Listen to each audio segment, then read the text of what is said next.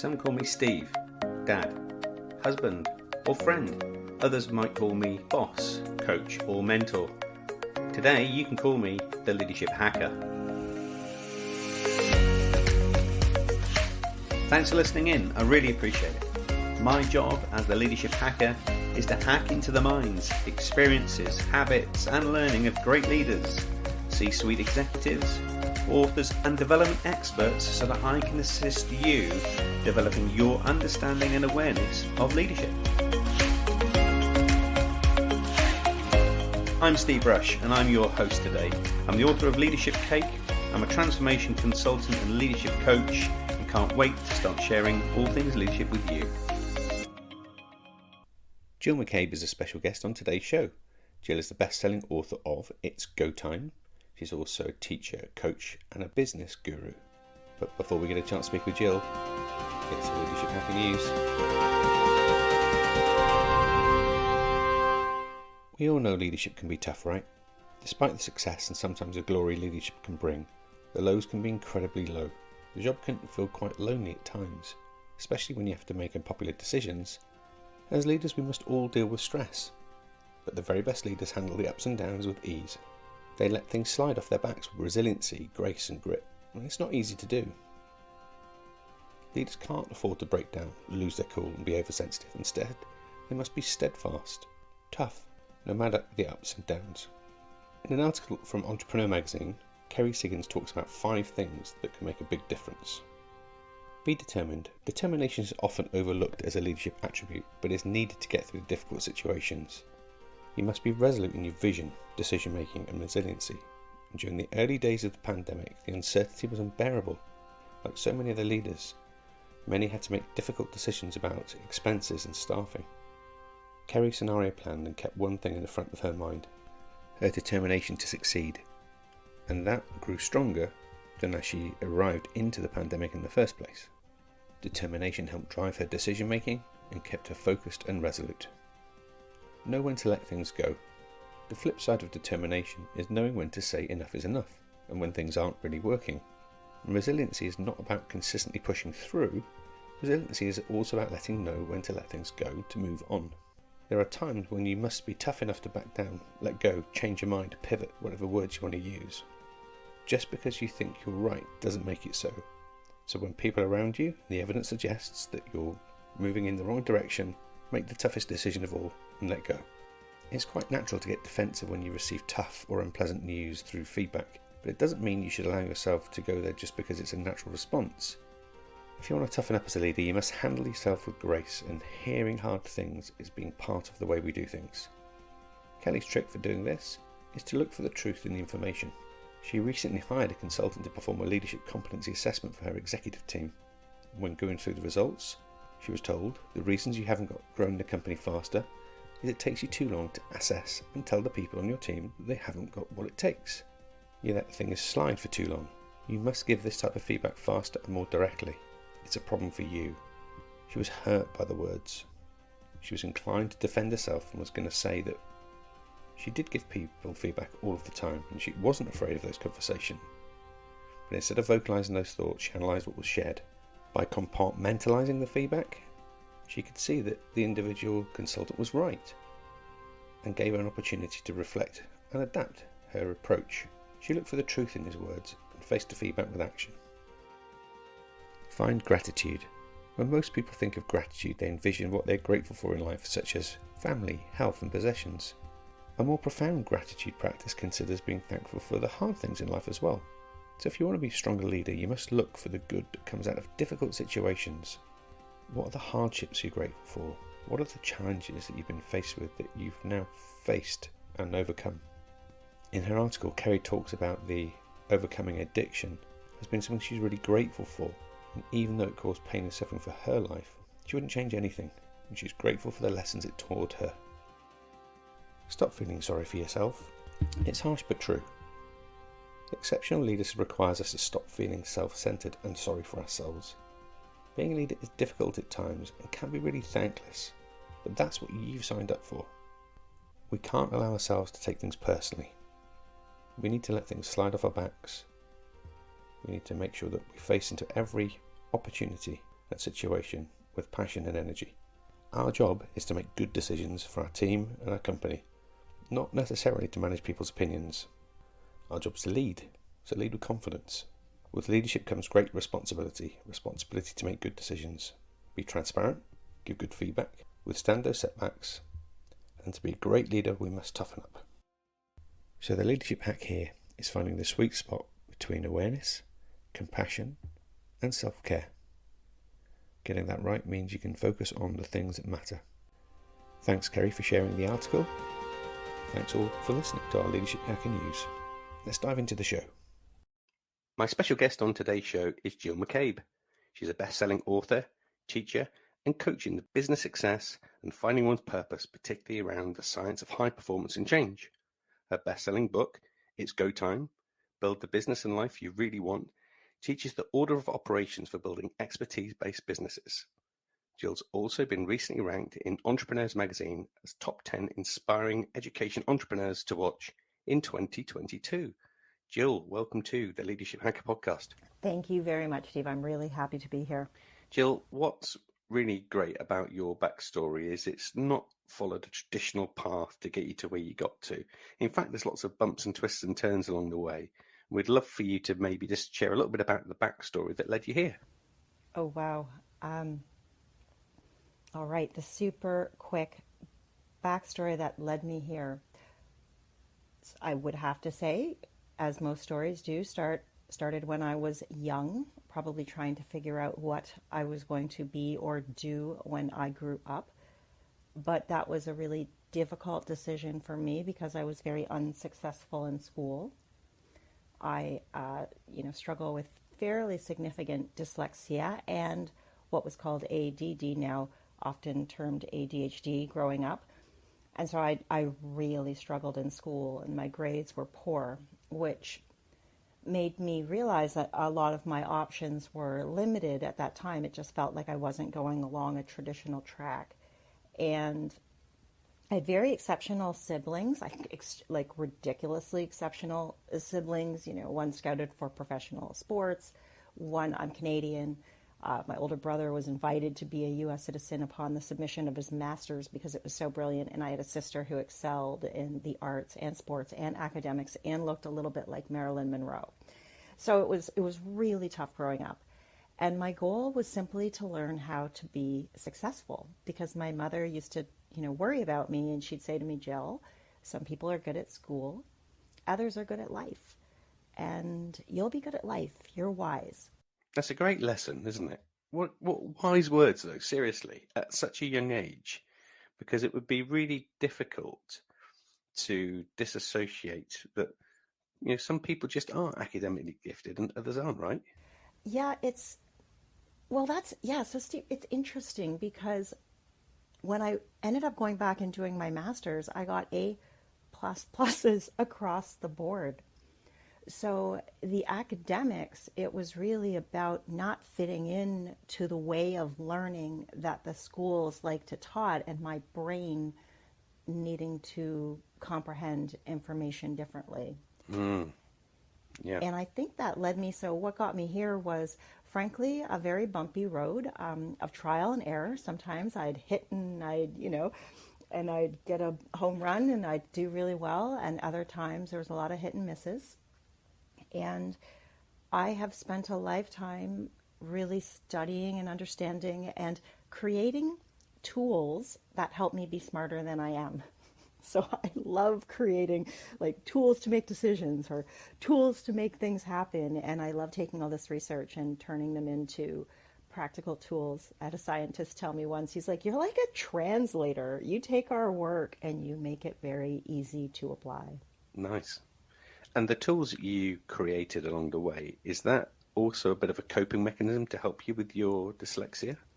Yeah, I'm sure it is. I'm sure what I understand. So because my mom, so I was very fortunate, much more than many people who might have been in that situation, because my mother actually is at the forefront of research at that time for how to rehabilitate people such as myself.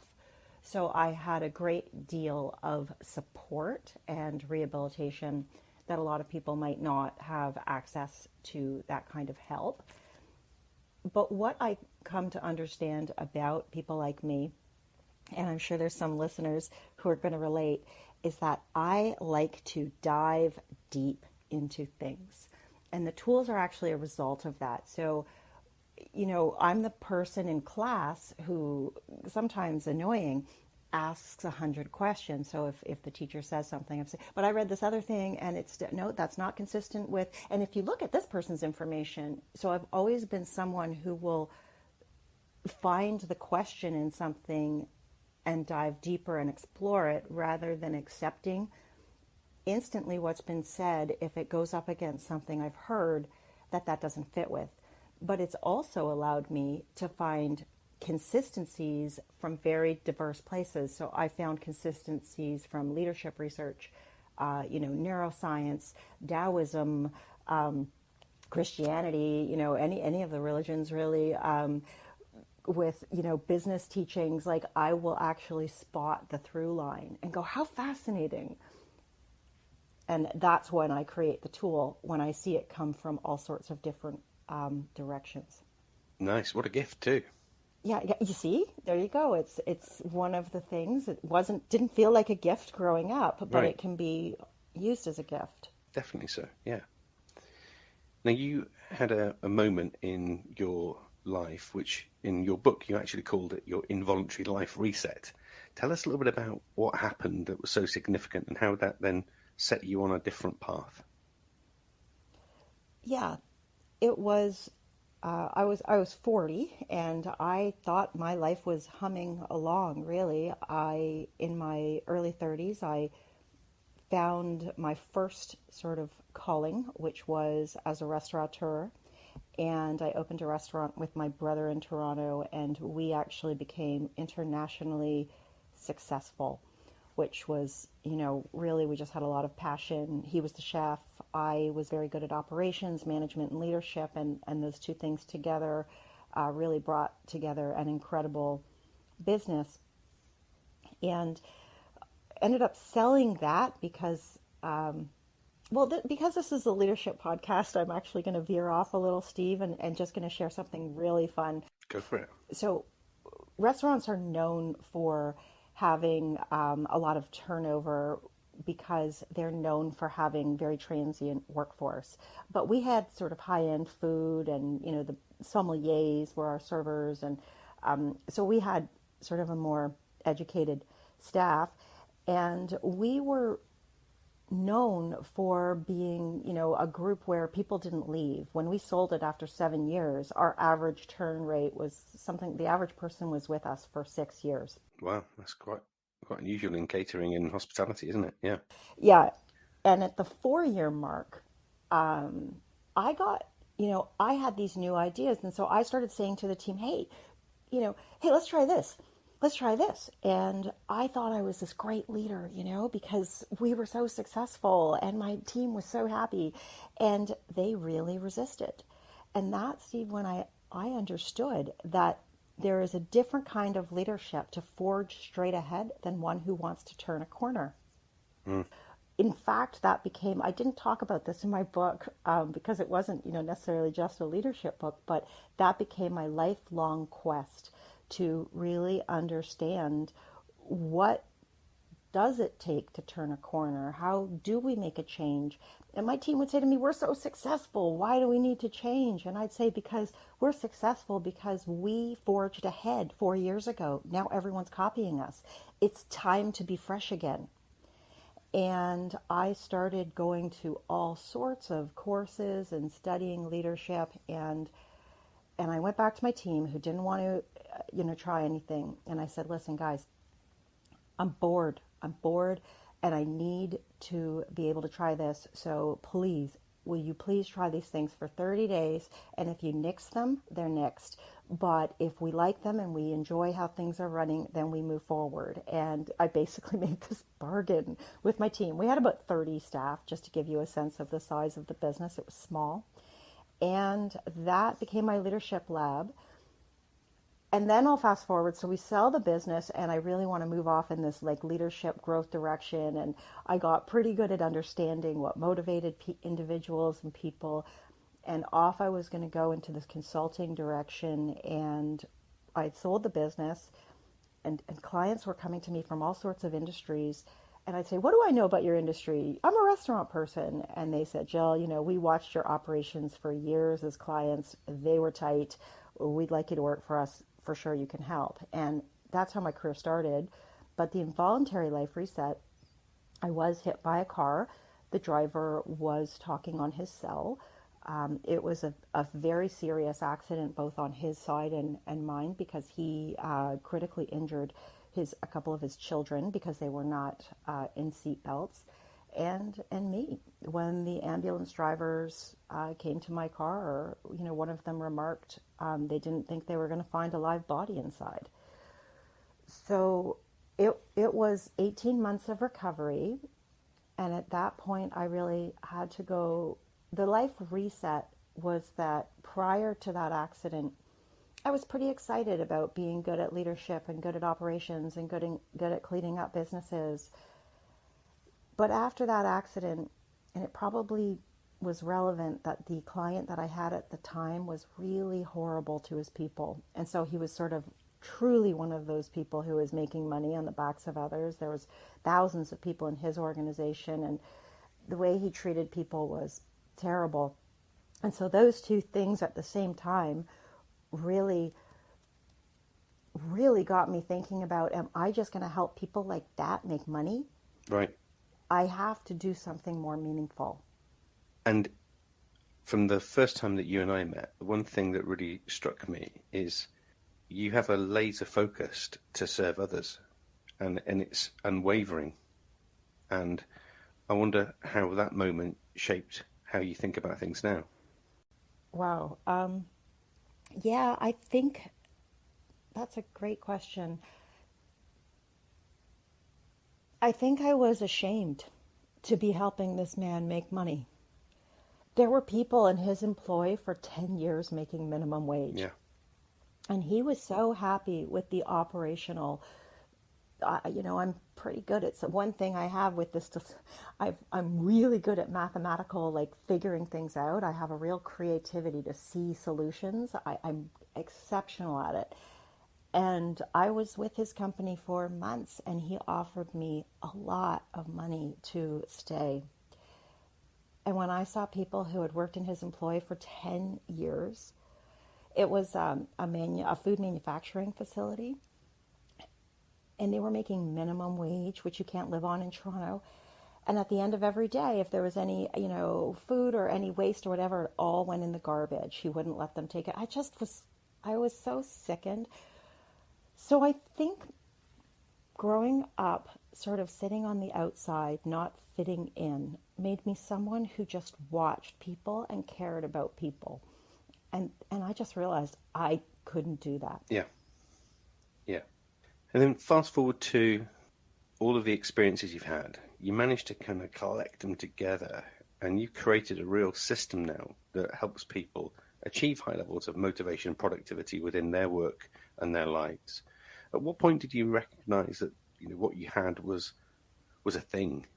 Yeah, I think I love. I created a tool called Mindcode, and I think that's the thing. That when I think about what the thing was, that really changed the game, because there was a lot of. I did all this research. I mean, for over a decade on, goal setting or planning, and then I ended up getting certified in change leadership, and then I did my master's in leadership, and I looked at all these different things. The behavioral science aspects really became powerful, but I looked at, a lot of us are looking at goal setting, planning, and implementation as different skill sets, and I realized, well, any project needs all of that. I'd studied project management, but that was often overly complex for the needs of a small department or team. And I think I realized when it was a thing, first of all, when I would apply change leadership in organizations, and despite the fact that the organizations would look at me and say, this is not going to work, like point blank, I've had that said to me so many times. Yeah. and we have succeeded anyway. And it's like, you think you're powerless, you're powerful to stop this, or you're beyond saving, but the truth is you're powerless to stop us when we understand change leadership. And Steve, I know you get that. Hmm. It's like, no, you don't understand. I can rearrange your environment, I can add people and subtract people, and you will change and not even know you did. Steve, you know what I'm talking about, right, with change leadership? I totally do. Yeah. Yeah, it's a change is an equation, and once it's applied, change happens. So the question, Right. so I became sort of amazed at the power of this tool when people would say, Jill, this will not work and I will not do it. And I'm like, it would work anyway. One of my clients was like, oh my goodness, you can move mountains. And I'm like, it's not me. It's this tool. It's amazing. you know, like, Mm. I'm, what's good about me is I'm willing to follow it. I'm willing to go through the steps. And so I created, so really the system is not mine, it's what I've learned and my willingness to apply it. One of my clients and their organization did about 40 million, and we're having a chat one day and I'm feeling pretty chuffed, like, look at the great job I've helped you guys do this year. And he Yeah. was not happy. Like, he was visibly not happy. And I'm thinking, what is going on? And he just said, yeah, no, it's good. I'm real happy with the organization, but I'm personally not happy. And I said, well, look, we just used this tool that got an entire, and this was about 300 people, that just got a massive shift to occur in your organization. What do you say we rework this and make it a personal transformation tool? And I later found out, Steve, that the reason a lot of people don't create these tools for personal transformation is because there's no money in it. Of course. Yeah. Organizations simply pay more for that. And so I've learned that the hard way, because I tried to sell it and I went from doing very well to not doing very well. Yeah. So I did learn the hard way. There's some truth in that. But yeah, I reworked it for a tool that individuals or teams can use. And that's a tool I call Mindcode. And I share aspects of it in my book. And I think that's the moment when I realized, when I reworked it, we used it on him first, it worked. Then I used it on me, and now I've worked with dozens of people. I sell it as a standalone tool. I work closely with clients and use it, and time and again, people have breakthroughs in their performance and they have it fast. Yeah. And a lot of breaking through performance is about decoding almost our neurological pathways and our thinking that's caused us to get where we need to get to. And you have spent an enormous amount of time and energy studying and focusing around behavioral science and neuroscience. And how has that really shifted your perspectives on the art of the possible? Wow. What comes to mind, so I'll say it, is my research started with behavioral science, which is, really, for the listeners, it's really thinking about what are the aspects in our environment that lead us to behave the way we do. And behavioral science would look at, our social influences, our beliefs from growing up, our abilities, our personal abilities, and our environment. And that was the first that was very profound research for me. I guess it goes back to this nurture versus nature question. Right. And really understanding just how much in our environments, socially and physically, we're really causing us to be the person that we are. And I started back then, I thought about it like I used to think I was this autonomous thinking, in control person of my life. And when I studied behavioral science, I understood I was like a pinball in a pinball machine. Yeah. I went wherever the people who had control of certain social and physical aspects of my reality wanted me to go. And we've seen that, in social media time, like, come on, we've seen it over and over, how fake news and environments and people can pull some levers and absolutely change. Totally. Yeah, absolutely change belief systems. Yeah. So I think that was, when I realized that's what got me interested there. But then there was this problem, and this problem was I couldn't seem to do it for me. Okay. So I was Right. like, so Expert for everybody else. Yeah. like, why isn't my life going the way I want it to? Why? And when I got really honest with myself, there were some big things that I didn't seem to be able to do for myself. And that's just honestly, it was a fluke. My dyslexic brain wanted to know why. Why does everybody talk about goals? Why does everybody talk about vision?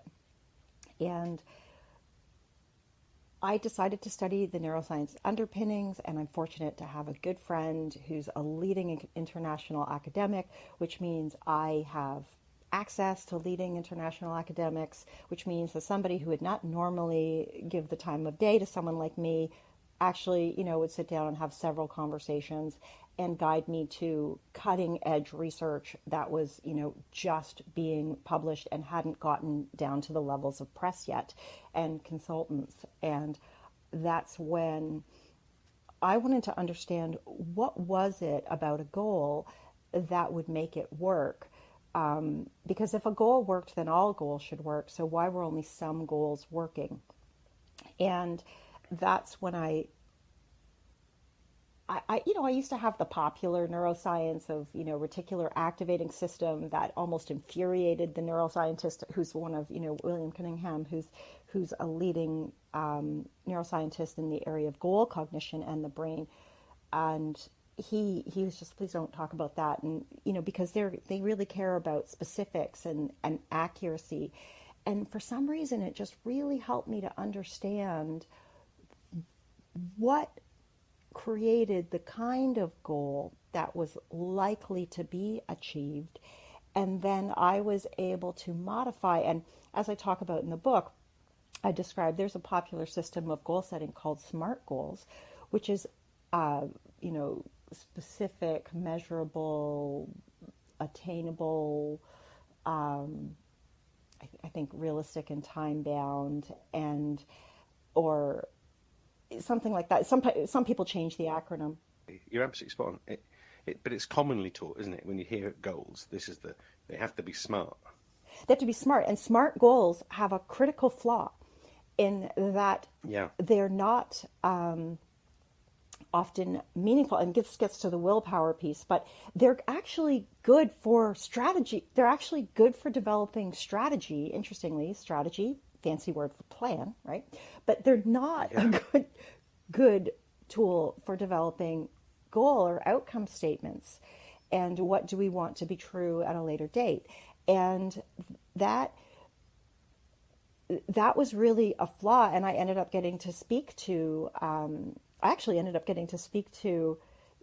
one of the foremost goal researchers in the world as well. Who's got, I can look at his, 2,000 page book on goals, like no joke. I really got into studying this. I was so fascinated and really started to understand how we need to change the way we think about the outcome / goal development piece to make our brains naturally want to work. And so one of the things that's made Mindcode such a powerful tool is that the process, Mindcode is an acronym that stands for 8 steps of goal setting, planning, and execution. And one of the things that makes it powerful is the act of doing it helps whoever uses it to automatically program their brain to want to work on it, which of course is very important for any goal, is the application of your energy behind it. Yeah. And you call these hot goals in your book, right? I use a term that I learned from a neuroscientist. So that's a term from a neuroscientist that, a group of neuroscientists actually. I want to say his name was O'Reilly, but it might not be fresh at the moment, but it is a group of neuroscientists who studied the kind of goals that are are the ones that determine how you behave. And so it's a term from neuroscience that describes the trigger of action. And so if you're hungry, for instance, The hot goal might be, life, right? Like I want to keep living, so I need to eat. So it's sort of the top goal. And if you're making a decision between two things, it's, whatever it is that you're spending your time on or moving yourself toward, that's currently the hottest goal. So it's a neuroscience based term for what it is that's actually leading your behavior or triggering your behavior. And what I particularly like about this focus, and certainly the focus you put on this, is it's actually directly correlated to mindset as well. So you talk about having prevention and promotion goals. Well, I have often referred to mindset as being a prevention and promotion mindset, which directs behaviors away from risk averse to protection, that's the prevention, to promotion, which is, what can I do next? What can I explore? What can I find new? What's alluring? How does that correlate to helping people get that depth of clarity in their goals? Absolutely. I think mindset this is sort of the prevention and promotion is really what I was looking at there, which fits beautifully with what you were saying, is the biological push-pull Yeah. of why we do what we do. So biologically, we are really moving ourselves. There's a part of our brain that we don't have cognitive access to that's making decisions about our behavior. And that part of the brain is making decisions about what we see, say, and do milliseconds to up to 10 seconds in advance of us even becoming aware of what we're going to see, say, or do, which is incredible. And it's basing those decisions about action on prevention goals, which is preventing us from harm. So, and that could be emotional or physical threat. And so that tends to be automatic. Our responses tend to be very automatic that prevent us from harm. And I'll share one with your listeners in a second that I think will really help them understand an aspect of their lives, of something that they might feel held back in at the moment, whatever it is. And then there's promotion goals, and these promotion goals that the brain is using are to move us towards more life.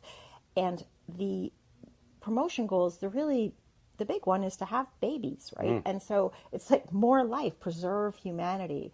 And so the problem with promotion goals is that more money, more happiness, a lot of the things that we strive for just aren't biologically understood as necessary to live. And so that's why we have to put a little more effort into forming our goals and outcomes and objectives so that they are understood biologically, sort of by this part of the brain, the amygdala, so that the action center of our brain is actually going to automatically take action. And so I really used it from this level of, so if I was going to link it to the mindset of the promotion things and what we want, what would be important is taking those things that we want and really deepening our clarity about what they are, so that this part of the brain that you can't, I talk about these two parts of the brain having two different languages. One's using ideas and thoughts and concepts, and the part that we need to program, if you will, hot goals with promotion things, what we want, it doesn't understand words. So we need to give it images, we need to give it emotions, we need to give it feelings, which is why we really need to create clarity around our future desired state in terms of visuals and emotions. And of course, the bigger and deeper that emotional connection is, the more likelihood of achievement of those goals, right? Yeah, because the part of the brain that's determining our actions milliseconds to up to 10 seconds in advance of the action being taken is the part of our brain that's connected to our emotional center. So it's like a way of translating, because if it can't understand ideas and concepts like success, what's that, right? Oh, you want a blue 2-story house 3 blocks from the ocean, I can get that. So there needs to be a concreteness to what we want in a way that we can see it. And another little hack is to see how it's good for others. Yeah. So a lot of times we look at, in my case where I'm helping individuals build businesses, but even when I was working with leaders and their teams, is to really take the time to explore the benefits to the group is actually very motivating for this part of the brain, because social, being a safe part of a social circle is critical. And so when we understand something we want to achieve is going to be good for the collective, that makes it more motivating. And what I see happening, or what I know when happens with groups and leaders, is that we think that that's just a given. We have an objective and we're like, well, it's just a given that that will be really good. But unfortunately, that would be like saying, going to a country where you don't speak a language and saying it's just a given that they understand everything that you want. Mm-hmm. No, it's not just a given. We have to really make an effort to translate our concepts into the kind of images and emotions that the parts of our brain who will decide if we do this or not. So we have to take a minute and onboard that part of the brain. Love it. It's a really interesting perspective. So if we get our goals, we're really methodical about this. I'll say that again. Does willpower play into this? Yeah, so I have a cheeky chapter in my book, who needs willpower? So no, right? And so that's when it's just an easy home test. Everybody can do this. If you have a stated goal and you're working toward it, then it's a hot goal. It's something that you're automatically working on and you're good. You're just going to keep moving in that direction. However, if you have a stated goal for yourself or your organization and there is not regular progress being made on that goal, then it's not hot, and you're not going to, which is a problem. So willpower is not needed once you've properly established a goal. That's fascinating. I think it's a common misconception that people think you must have to have willpower. But to your point, if you've articulated it so well and it's got all of the right drivers that are neurologically linked to you, then it's just going to happen. You can't stop yourself, Steve. Right. You actually cannot stop yourself once you have properly established a goal, which is why when I work with some organizations, one of my passions is helping companies develop vision and strategy. That's my strength. I use a sort of a bigger version of Mindcode for that, and we'll do their strategy for the next 3 years or 5 years. And when we're revisioning, that's why it's so important to be careful about the goals, so that because when they're set properly, you actually can't stop yourself from working. You physiologically is impossible to stop yourself from working on them because you've literally coded yourself. Because again, I think it's more than 90% of our action is triggered milliseconds up to 10 seconds in advance. So that was the moment, Steve, when I realized we have to stop focusing on the actions we're taking and start focusing on programming the part of our brain that's taking action. It's like we were looking at the wrong thing all this time. No wonder there are so many frustrated initiatives in the world. And so that's like one of my, I get really excited. And then that's when I say, hey, be very careful what you decide to program in your subconscious, because not only do you not need willpower, you'll have to use willpower to stop working on it. And that, but you can't, just so I'm accurate, because my brain needs to be sort of accurate.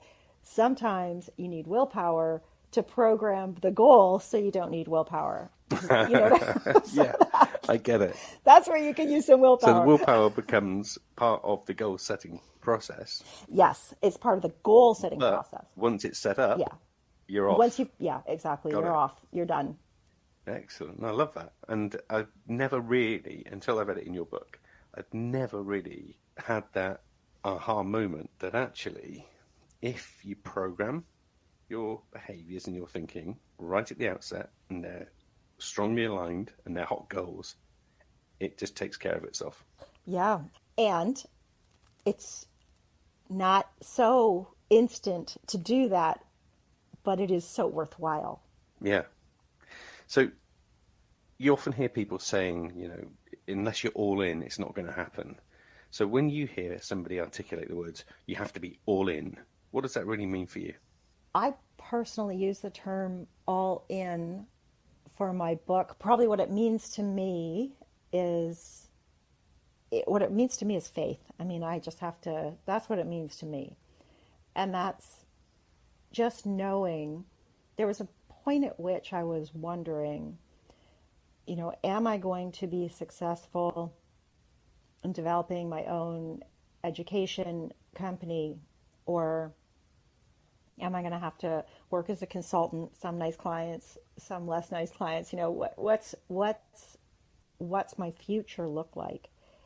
And there was a moment at which I really needed to make a decision if I was going to follow my heart and really try to make a go of my company, or go back to a world that I knew I could succeed in. And I guess having the life reset of the car accident, the stakes were a little higher because my life felt very empty after that car accident. I really felt like I lost it all, and I wondered what I had lost. I'd really gone into this 18-month rehabilitation, but also significant depression and real questioning of what was the point of life. And all in for me was like, well, I had to give it all. I had to try my very best. I couldn't go back to just tolerating things. And it meant going all in on my dreams. And that's what it meant to me. And then it was also having the faith, because I noticed that I was very good at helping organizations make striking advancements and teams make striking advancements when we'd work together. And really, by bringing forth the power I'm very good at bringing forth the power of the individuals in the room. And then I thought, well, what is going on with me? Why have I been so successful at their businesses and then in my own been so, lackluster results? And I realized that I believe, because after that crummy client, after my car accident, I only accepted clients who I really, really, really believed in.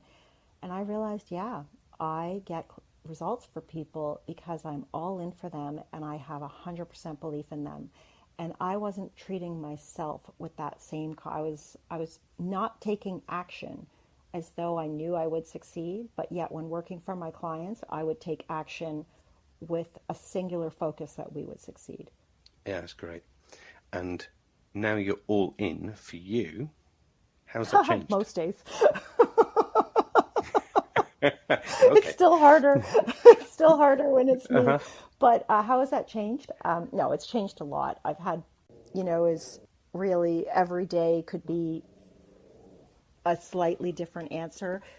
Some days I definitely feel like, I can achieve anything, and other days it's still running your own business is so challenging, and there's lots of ups and downs. I think what's changed for me overall, the big picture is when I really went after my dream. I mean, now I have an established business. Back then, I was not paying my way. I was, I'd gone from a fancy consultant to, not being able to buy cereal and having my partner supporting me. And, it was very humiliating for me. And now I do. I mean, I have a business that Entrepreneur Magazine is recognized as number one, Exactly. to watch in 2022. I think more important, that's pretty important actually. I'm pretty excited about that. But it's the people I also get to call, it's the relationships that I've built along the way. There's so many extraordinary people who I call up and say, hey, would you teach, my people in Boom U, would you teach them the stuff that you know? And they're like, sure. And that actually really, that gets me every time, how many people I've reached out to and wanted to speak to or asked for them to do something for my community, and they say yeah. And honestly, that's been one of the most exciting things, is that I've been building thing somewhat secretly, and it's just becoming, even just now, we're sort of forming the outer view of the world. A lot of people who are only in our, or like clients and students only see this because we are in a building phase, but it's truly a collection of incredible people sharing their gifts, and it's a dream. It's a dream come true, and I guess because I almost got taken out of life with that car accident, and I think COVID has helped us all see the need to maybe seize the moment. I'm really working towards building something that outlives me. Awesome. I love it.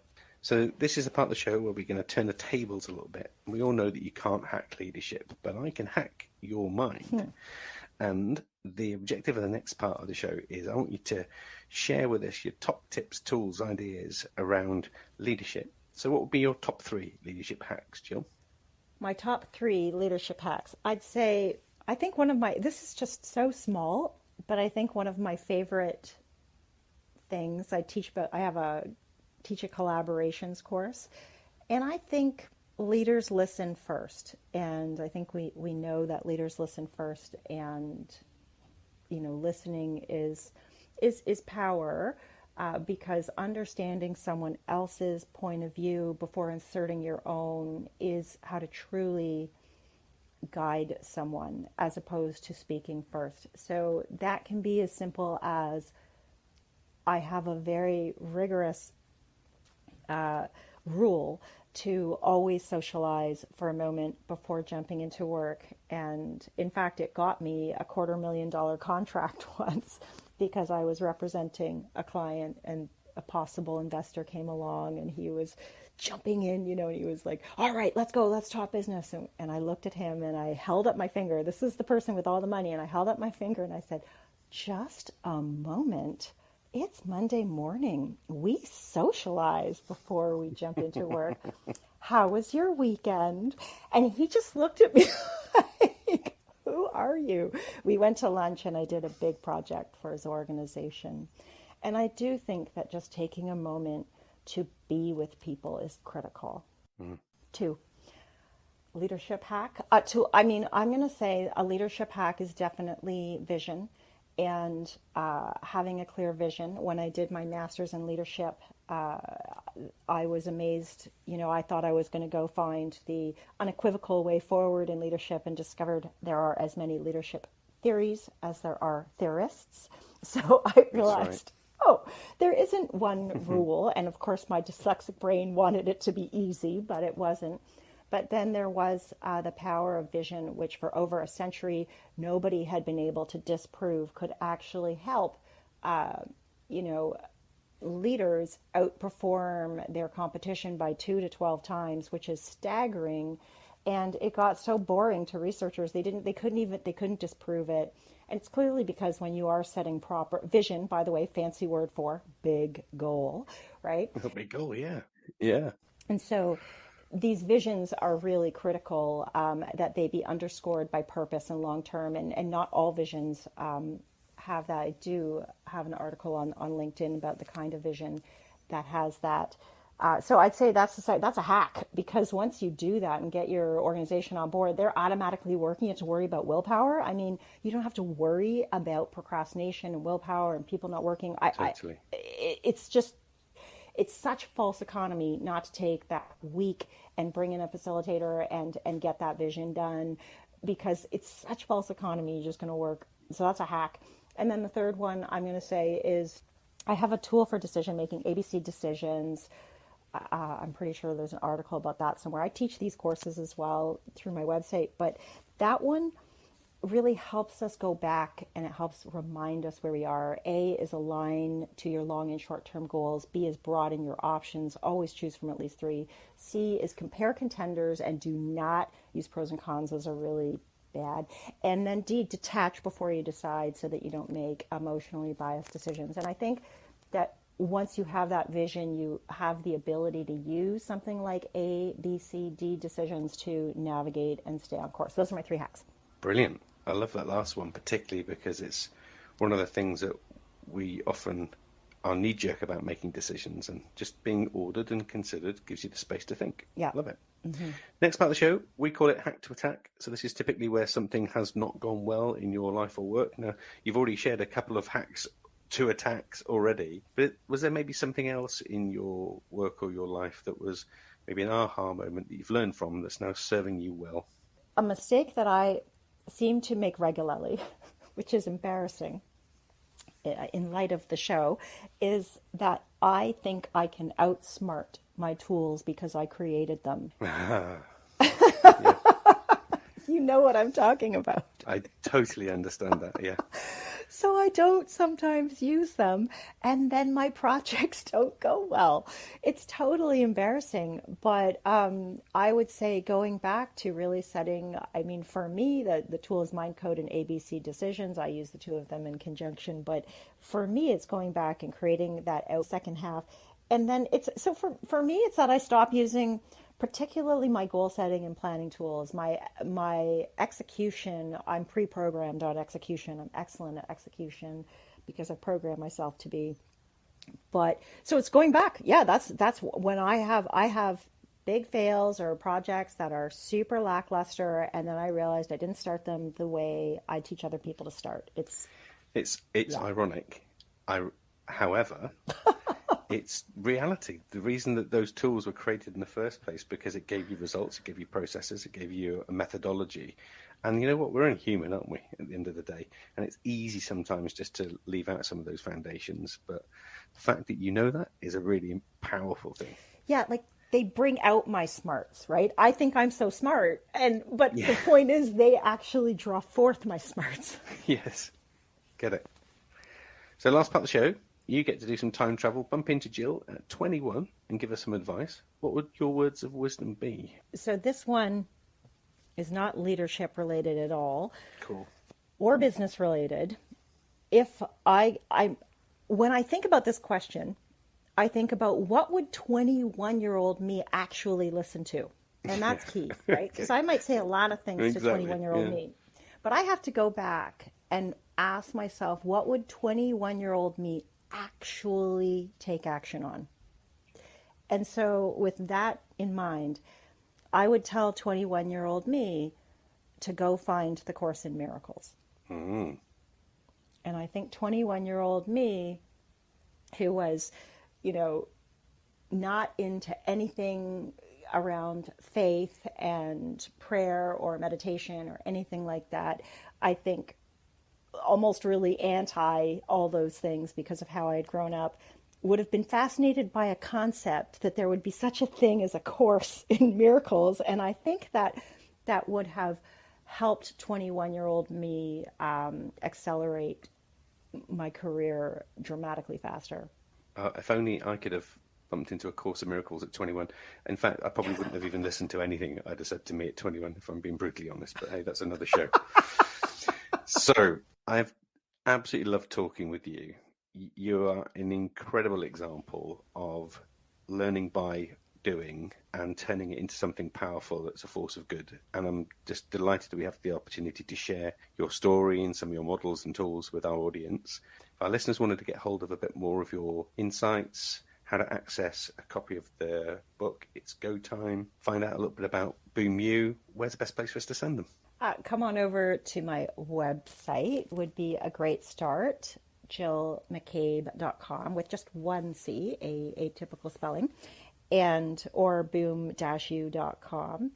And that's where a free copy of my book can be found, or a link to my brand new podcast, Thinking Vitamins, where I am sharing actionable ideas and practices that boost abundance. And anyone interested in learning about Mindcode would be able to learn all about that there, and my other suite of performance skills for leaders and entrepreneurs. So I think that would be the place to send them. And the good news is that if they're listening to this right now, they'll also find them in our show notes, so they can head straight over as soon as they're done listening. Jill, I just want to say thank you for being part of our community. I've loved chatting with you, and it's no surprise that Entrepreneur Magazine have recognised you as someone to watch this year. So thanks for being part of our community. I'm grateful for the opportunity to be on the show. I've really enjoyed speaking with you. Thank you, Jill. I want to sign off by saying a thank you to you for joining us on the show too. We recognise without you there is no show, so please continue to share, subscribe and like, and continue to get in touch with us with the great news stories that we share every week. And so that we can continue to bring you great stories, please make sure you give us a 5-star review where you can, and share this podcast with your friends, your teams and your communities. If you want to find us on social media, you can find us on Facebook and Twitter at Leadership Hacker, Leadership Hacker on YouTube, and on Instagram _leadership_hacker. And if that wasn't enough, you can also find us on our website leadership-hacker.com. Tune in to next episode to find out what great hacks and stories are coming your way. That's me signing off. I'm Steve Rush and I've been your Leadership Hacker.